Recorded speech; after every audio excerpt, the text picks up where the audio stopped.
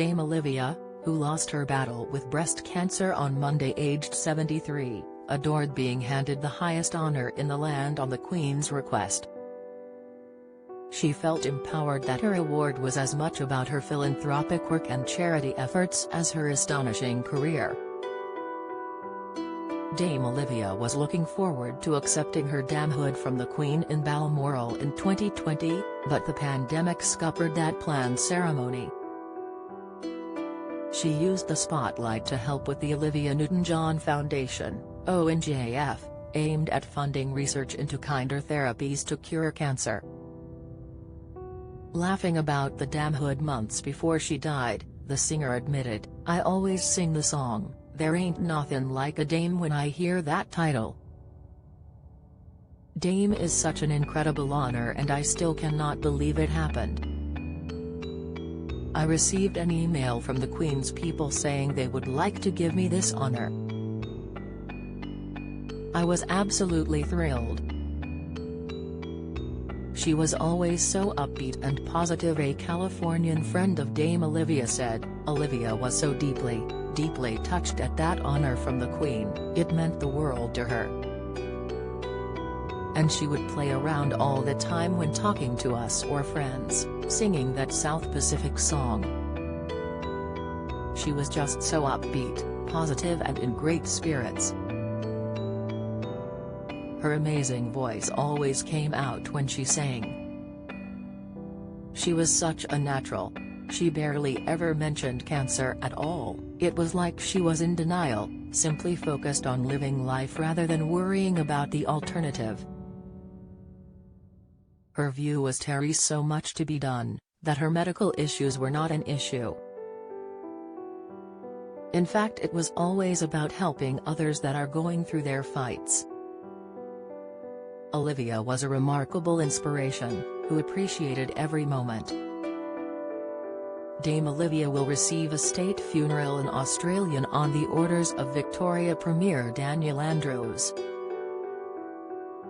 John Travolta, Sir Cliff Richard, Jane Seymour and former co-stars from Grease are expected to attend.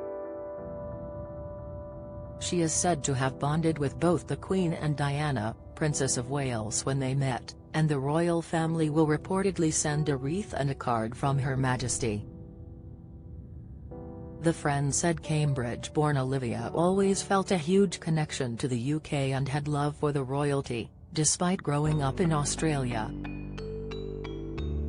The artist first met the Queen in the 1970s before attending an event with Diana in Sydney.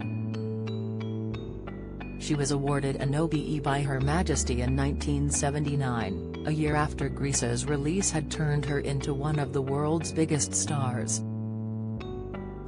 In 1980, she spent time with the Queen and the Duke of Edinburgh at a charity concert at Sydney Opera House, and in 1988 performed in front of Diana at Australia's bicentennial concert at the Sydney Entertainment Centre. 2 years later, Prince Edward saw her perform at the Newcastle earthquake relief concert in Australia. The friend said, Olivia hit it off with the Queen from the first moment they met. There was a real sense of support from Her Majesty, who not only knew her music, but admired her spirit and drive. Diana and she bonded over both being young mothers, juggling life in the limelight. Diana was a huge Grease fan too, and truthfully was a little starstruck meeting Olivia. But of course, Olivia was such a natural in those settings and they really bonded. Olivia was like that to everyone, whether you were royalty or not. She had time for everyone. She was first diagnosed with cancer in 1992 and went on to found her foundation to prevent, treat and cure all cancers. Her friend said that during her last few weeks, she had been focused on making sure the foundation would be financially secure for decades. Speaking after setting up the ONJF, Dame Olivia said, "Now my baby is born. I'm in a very happy place. we can move forward and raise the funds so we can find the best scientists and researchers to do the studies.